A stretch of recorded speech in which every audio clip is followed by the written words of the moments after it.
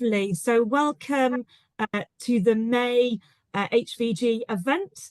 We're going to be talking about all things well-being today. Absolutely delighted to be joined by Tamsin Russell, who I will leave to introduce herself with full aplomb herself. We're delighted to invite you also to our series of events, which are proudly sponsored by Team Kinetic. So a huge thank you to those for making these events possible, and thank you to all of you for coming along today. As I mentioned, we will be recording this session, so if you don't want to appear on the recording, please turn your cameras off. And without further ado, I'm going to hand over to Tamsin and sit in the background absorbing all the fabulous content. Thank you, Tamsin. Hi, thank you. Good afternoon. Really delighted to be here. So I'm sort of a replacement speaker. So you should have been hearing from my colleagues at GLAM, which is Galleries, Libraries, Archives, Museums, Cares. And they were going to be exploring in detail the concept of volunteer wellbeing. And the reason we put that date in and that topic in is that we had feedback from people to say it'd be really good to focus on volunteer wellbeing. So I'm here because this is also part of my remit at the Museums Association. And as you'll see when I present, I'm here with two other hats on as well. I will be giving you some information, but what I'm going to do is get you to do most of the heavy lifting, because when I was writing this afternoon's programme, I was really interested in finding out from everybody in this space what the issues are. And the way I've designed today's session is to provide you with opportunities to reflect on what the issues are, but also as one of the really key objectives of HVG is also to provide you with a space to connect, meet and network with other professionals managing volunteers. So you'll see there are going to be 2, if not 3, opportunities for breakouts. And we do have a slide deck that we will share after the fact. So don't feel you need to take lots and lots of notes as we go through. And for those of you that haven't attended a session that I've run in the past, my philosophy very much is we all share, we all learn. So I don't have all of the answers. I'm hoping that all of you guys have the answers, and we will use this hive mind space ultimately to be able to bring things together. Also, what it enables me to do is create a much clearer brief for GLAM Cares when they come and do their session later on this year as well. But this isn't wasted time. Don't think, oh my goodness, but I was coming here for one thing, but I actually wanted something else. It's all going to be helpful and supportive. So let me just share my slide deck and I will just slide deck from the start. Okay, so volunteer wellbeing. I'm here in my capacity as workforce development lead at the Museums Association, and one of the campaigns that I lead on is wellbeing, workforce wellbeing, and that includes volunteers, freelancers, as well as paid staff. I've done a previous session all about our research in that area, a standalone session, and then also a session for HVG Conference 2023. So one of the things I will do after today is also identify where that content is, and we can share that with you as well, because this is a brand new presentation, not something that I'm repurposing just for the 3rd time. Okay. But as I've already highlighted, I'm here really with 3 hats on. I'm here with my hat on from the Museums Association, which is my paid work, but I also sit on the executive board for these 2 organisations. First organisation is GLAM Cares, and that is a care and support network for, it says community engagement professionals, but ultimately it is any individual that is working in a space with marginalised, excluded, or individuals that have experienced trauma. And that could be going out and doing a community engagement project. That could be invigilating a community space or exhibition. So it's both outside and inside the museum walls or heritage walls, ultimately. And the word is professionals here. And actually, as I look at it, I'm thinking, well, do we need that word there or not? but this is for staff and also for volunteers. So anybody working in that space. And the reason this organisation has been established, and it's been around now for about 4 or 5 years, is that we were really conscious that individuals working in those spaces were more likely to experience vicarious trauma, i.e. they're engaging with individuals that are living in hostile environments or have experienced trauma or racism or hate or whatever it might be. And by interacting with those groups, supporting those groups, either as a program or potentially from a social prescription perspective, individuals may well be experiencing challenges to their own well-being because they're essentially carrying the additional burden of the people they're working with. And then obviously I'm here from an HVG perspective because I sit on the executive board with Rhiannon and Vanessa and Liv, and there's a few other people on this call. And my responsibility around that is talent support. You are my talent, and also inclusion. So we may well find that when we get to one of the exercises down the line, one of the issues you might be experiencing around well-being might well be about people not feeling included. Sometimes there may well be cliques, for example, that might well mean that somebody's well-being is compromised. So I'm here with 3 hats on. I'm also really grateful that we're doing this session in May, because last week was Mental Health Awareness Week, which is a component of well-being, but not well-being in its entirety. And also this week sees Creativity and Wellbeing Week. So this is all about organisations either working creatively themselves or having programs that support creativity in others, and the idea being that that then has a positive impact on their well-being. The reason I always talk about hooks for any of the work that I do is I think it can be really helpful for the work that you do. So you might be sitting there saying, Tamsin, this is all very well, but how am I going to start a conversation about volunteer well-being? I don't know where to start. I would always say use the hooks that are available to you. Now, obviously, you've only got 4 more days of Creative Activity and Wellbeing Week, but you do have Volunteer Week coming up. So there are often a variety of hooks, celebrations, weeks, you name it, that enable you to have conversations with your volunteering team that perhaps you wouldn't have been able to have. So you might say, do you know what, this year's volunteering week is all around your well-being. Okay, boom, done. So what are we going to be doing in today's session? Very shortly, I am going to be creating a breakout room, and I want to get people to begin to think about well-being and defining our terms. We're going to explore that in quite a bit of detail, and start thinking around the realities of the issues of well-being for individual volunteers. And then I'm going to give you very, very basic, really basic, I think 5 different scenarios that I'd like you again to talk about. Then I'm going to highlight some resources that exist. And it says questions and answers at the end. Really would encourage you to use the chat function to ask questions as we go. I can come and pick those up whilst you're in your groups. But equally, we can ask questions at the end. And we will be finishing at 5 to 4 to enable Rhiannon to talk about the next events and our events program and our sponsors, and also to do the sort of the poll. We're going to do a quick evaluation at the end.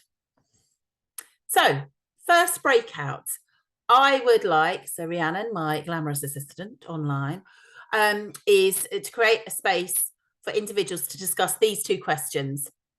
So the first question is defining our terms. So what do you mean, or how do you define well-being? And as part of this conversation, the second question is, and what are the differences between the well-being of volunteers and the well-being of paid staff? Okay, I mean, you can start talking about, oh, there was this issue, this issue, this issue, but we will get to that very shortly. So this is your starter for 10. I'd like you to introduce yourself to everybody in the room, where you're located, etc. And then look to see answering these questions. How do you define well-being? And what do you feel are the differences between the well-being of volunteers and the well-being of paid staff? And you're going to have 10 minutes to do that. Go.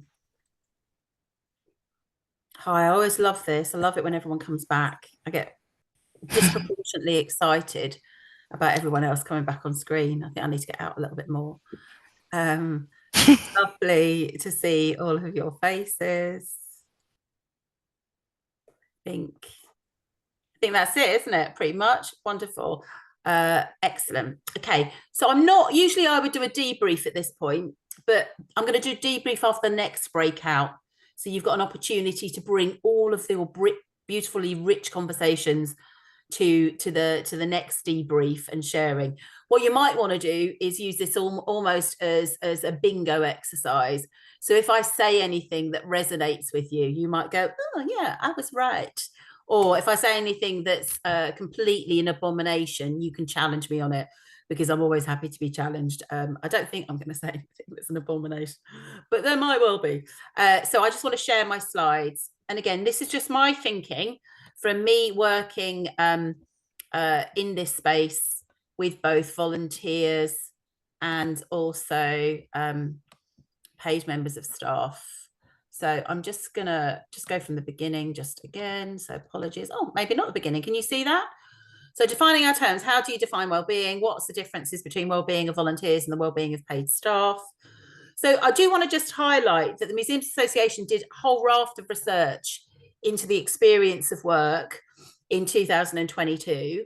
And there were ultimately 5 big factors that affected individuals' experience of work. Some of them, I would suggest, are generalizable across any sort of status of employment, paid, freelance, volunteering.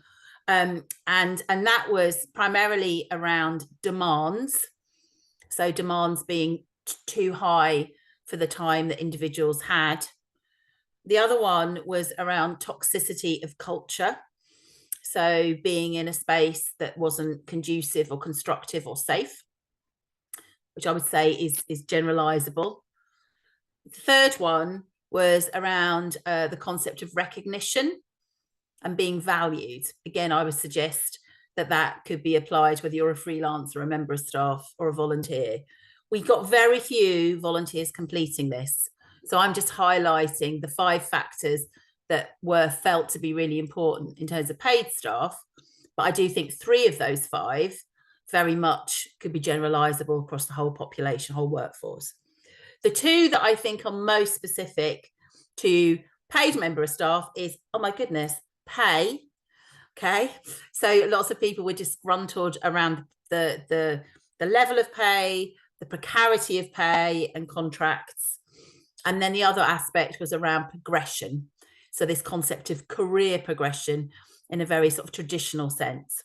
So I just wanted to sort of flag those things. That our research from 2022 very clearly said there were 5 things that were most negatively affected individuals' well-being. But let's go back to these 2 questions. So I've looked at a number of definitions, and I haven't used these definitions in the workshops I've done before, but I did look at the World Health Organization's definition, and their definition is health is a state of complete physical, I can't see it because my head's in the space, mental and social well-being, and not merely the absence of disease or inflammation. So what they're talking about here ultimately is not sort of a deficit model, i.e., the reason you're not feeling, you haven't got good well-being is because you've got a disease or an infirmity or whatever it might be. They're looking at it very much from a more holistic perspective. Their concept of social well-being, I think, is an interesting one. So I pulled out a definition of social well-being. So social well-being, as opposed to well-being as an overarching concept, is defined by sharing, developing, and sustaining meaningful relationships with others. And I felt this was a really important point when we're discussing volunteering, because understanding the motivation for volunteers and also understanding the motivation for the volunteer programs that you might be putting in, especially if they're funded programs. For example, you might be being funded to run a program that's going to tackle loneliness and isolation. Actually, this concept of social well-being is far more pertinent than perhaps broader understandings of well-being. So I thought that was an interesting thing to explore. The NHS also has discussions around wellbeing, but what I would say, both for the NHS and to a much greater degree, the health and safety executive, their starting point around wellbeing often is from a mental health perspective. So NHS definition, wellbeing includes the way that people feel about themselves and their perceptions of their lives. And it's generally thought to be made up of things around positive experiences and meaning, a concept of being worthwhile and life satisfaction. So there's a whole raft of different elements around well-being. And again, I think it's interesting to think about this definition when we're thinking about volunteers around, again, what their motivation for volunteering is. So is their motivation volunteering around connectedness and social well-being, or is their motivation for volunteering about being altruistic, a concept of purpose, contribution? So whilst definitions, and I love a definition, can be really, really helpful, I think what's important for you in your space is to really get to have a sense of, if you do have specific volunteering programs that may well work with a particular group, what are they trying to achieve? What aspect of well-being are they trying to achieve? But equally, what this highlights very clearly is that within this, different individual volunteer motivations will guide the extent to which they have a positive wellbeing experience. Because if you're only putting in provision and support for meaningful relationships with others, which would be my nightmare, can I just say, got too many relationships, don't need any more. But if you're only focusing on that social wellbeing and not focusing on that purposeful wellbeing, you might be not supporting the well-being of the people that want the purposeful stuff like me. Okay, so there is something about taking a step back and thinking around what your volunteers need from an individual perspective, but also the programs that you're developing. Actually, what aspects of well-being are they looking to deliver? The Museums Association's definition is the state of being comfortable, healthy.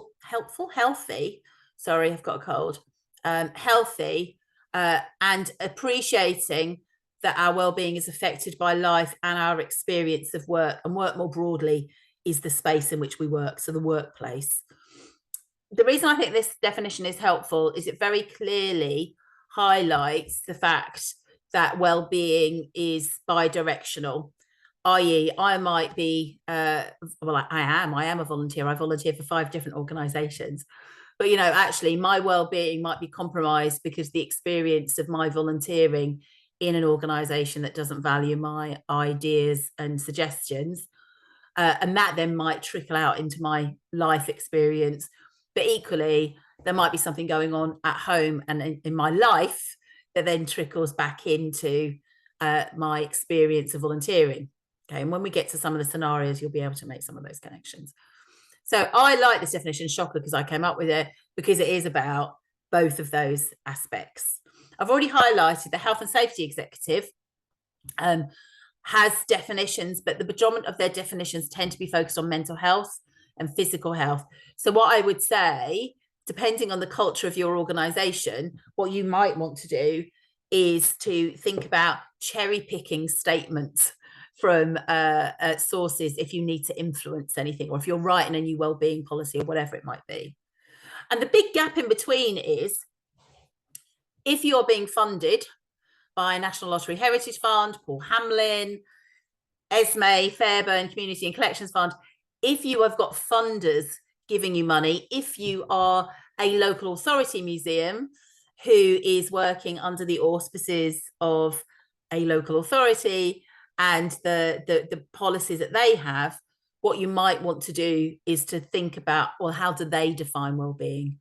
One, it will enable you to demonstrate success more readily because you are working to their agenda, but also it will enable you to influence them more effectively by using the language and definitions that are important to them. Okay. I did ask you, how do you define it? And I've not given you my definition of well-being. I don't think I've done enough thinking about it, but I might be able to tell you at the end. The reason I asked you to think about how do you define well-being, though, is just to highlight that your definition of well-being, there's 32 of us on this call, may be different from the other 31 people. So I think there's always a risk, as somebody who has a duty of care for others, that we project what we feel is important to others. That's why I've always hated that phrase, I'm just going to treat people how I would like to be treated myself. No, you're treating people how they want to be treated, because who says that they want to be treated the same way as you? It's a really sort of reductive argument about equality. I'm going to treat everybody how I like to be treated. Well, no, treat them how they want to be treated. And there's no difference in well-being. So understanding what you mean by well-being is great, but then understanding what your organisation means by well-being, or what your volunteers themselves mean by well-being, is also important. There has been research into well-being and volunteering. This is quite an old bit of research, but it's still valid. If you've not read this, it's really helpful. It's quite a meaty document. There's 74 pages.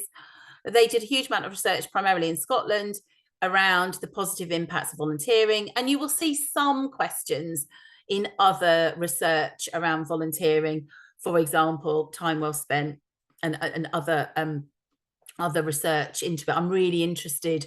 For example, Historic England are currently doing some research into volunteering. Make Your Mark in Scotland is doing some research into volunteering as well. But this piece of research was absolutely dedicated to this concept of well-being. And this piece of research identified that volunteering reduces or alleviates depression, reduces anxiety and stress, reduces loneliness and social isolation. So we know volunteering experiences can be hugely protective of and supportive of positive well-being. So, pretty much you're already doing a good job. Yay.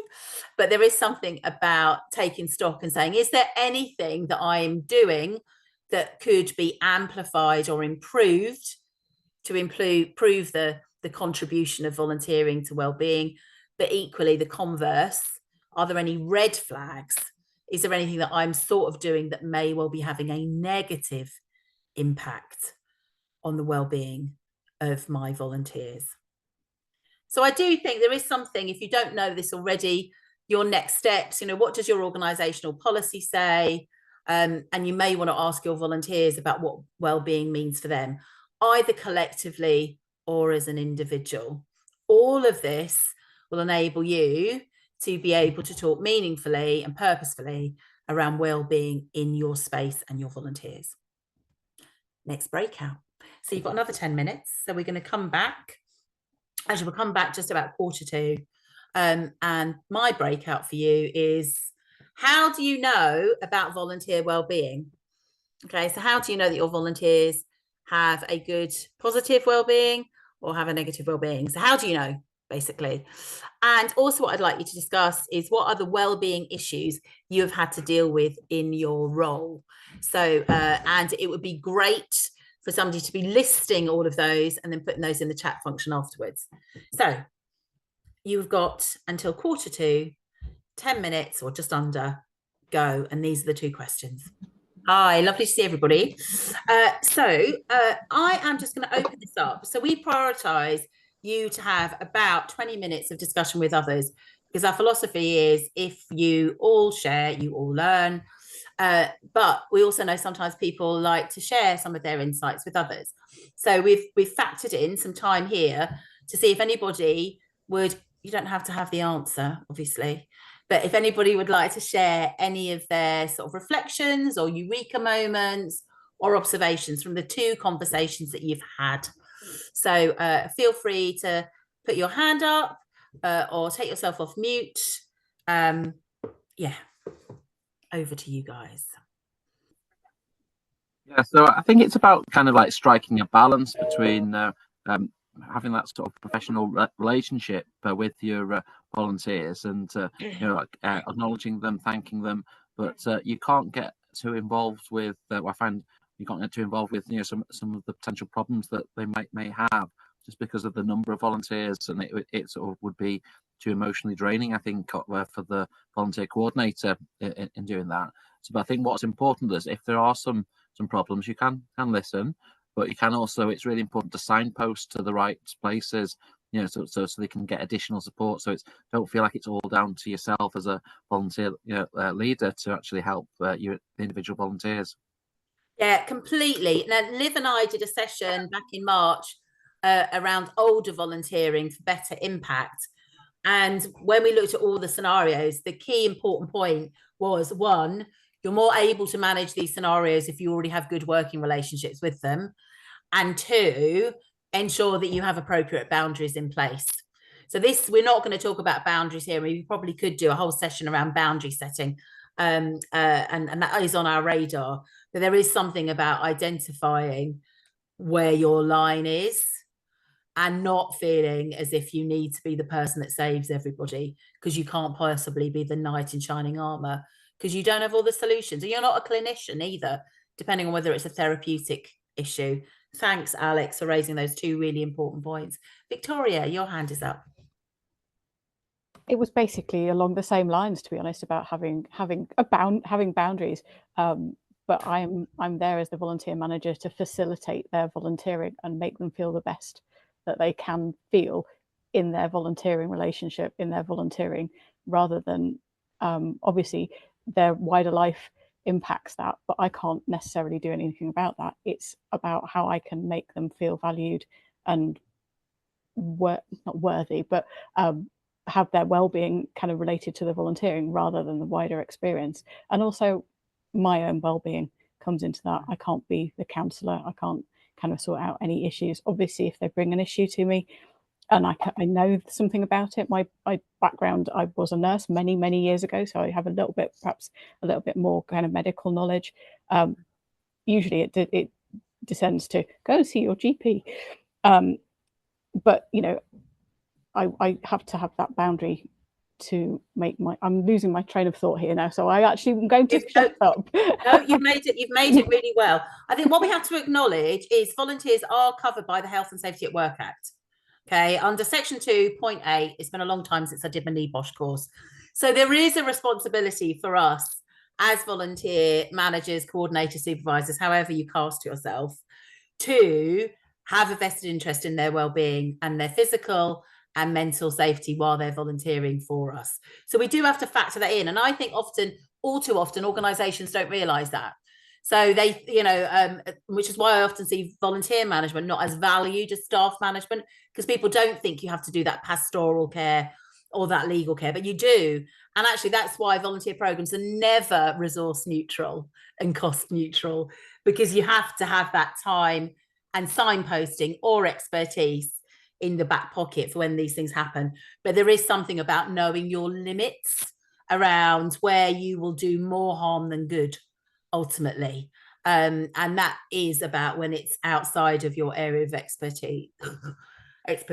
Thank you for all of that. I'm really conscious of time and I need to hand over shortly. So I'm just going to rattle through some of my reflections. Let's hope it works. Where are we? Slideshow. And I know I sort of just said, oh, well, give me all your ideas. And I've heard from two people. So feel free to put any other comments in the chat function.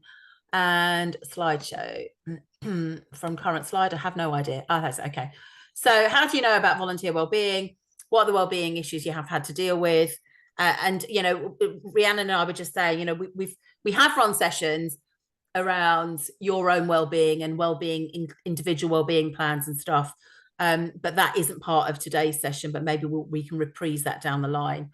So I just in terms of measuring volunteering, I've just got some points around, you know, how do you identify what well-being means for them and how they join your organization.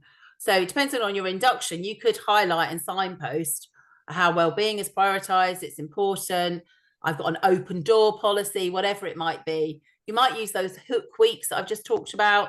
You may well do volunteer engagement or satisfaction surveys on an annual basis. If you do, great. Why not make sure that there is a question regarding their well-being as well as their satisfaction? You might do exit interviews, which I know is often more aligned with paid employment, but some individual organisations do that. You know, why is it that you decide to step back from volunteering? again, you could have that as an opportunity to explore whether it was a function of perhaps their well-being not being as positive or prioritized. You could have a smiley face chart at the end of each week that people put a smiley face on, so you get a sort of a temperature check around generally the well-being of the volunteer population. What's important in all of this is that it's proportionate to your resource and capacity, but also potentially proportionate to the reason they are volunteering, or whether it's a volunteer program.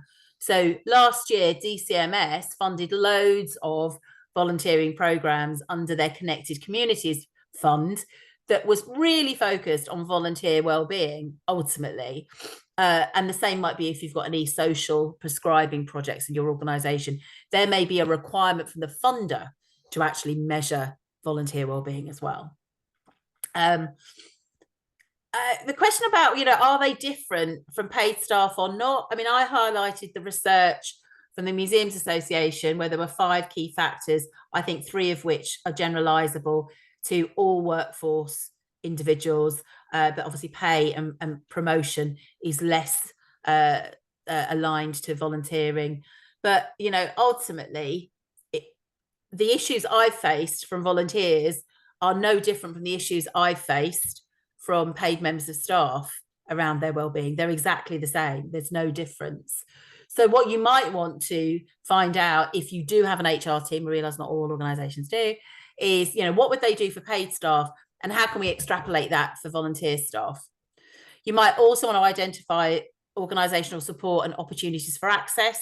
Again, sometimes those things aren't accessible for volunteers because they may then create the concept of a contract.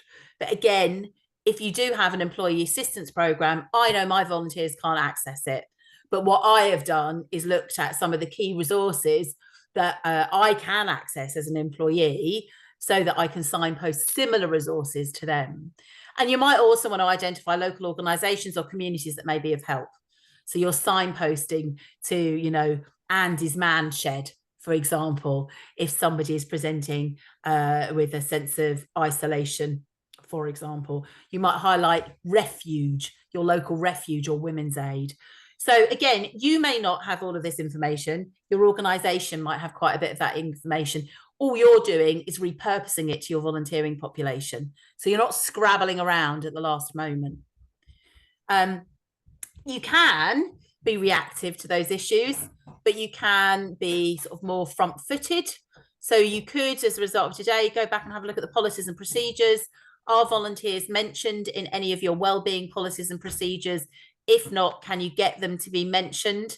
You might want to think about risk assessments around particular activities that your volunteers are involved in. So, for example, if your volunteers are invigilators on a gallery, an exhibition, and that exhibition is has challenging content, you might want to be mindful that somebody being immersed in that exhibition for a full morning may have repercussions on their well-being. I'm thinking of exhibitions around concepts of death or war or conflict or any of those things.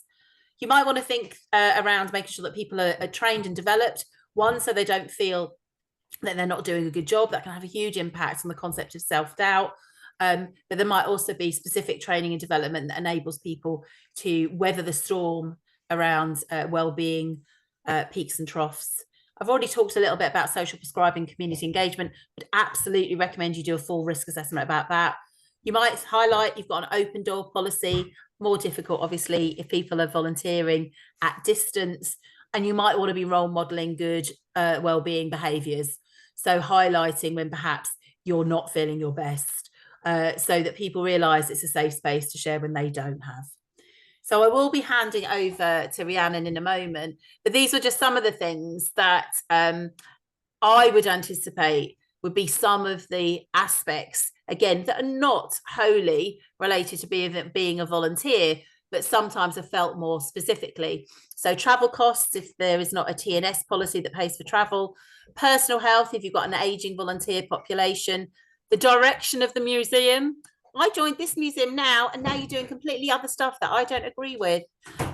So there may well be a variety of underlying issues that then ultimately affect their well-being. And I suppose my point here is, when you see a dip in behavior, engagement, attendance, timekeeping, emotion, is not to jump to conclusions around what that is about, because it could be any of these things.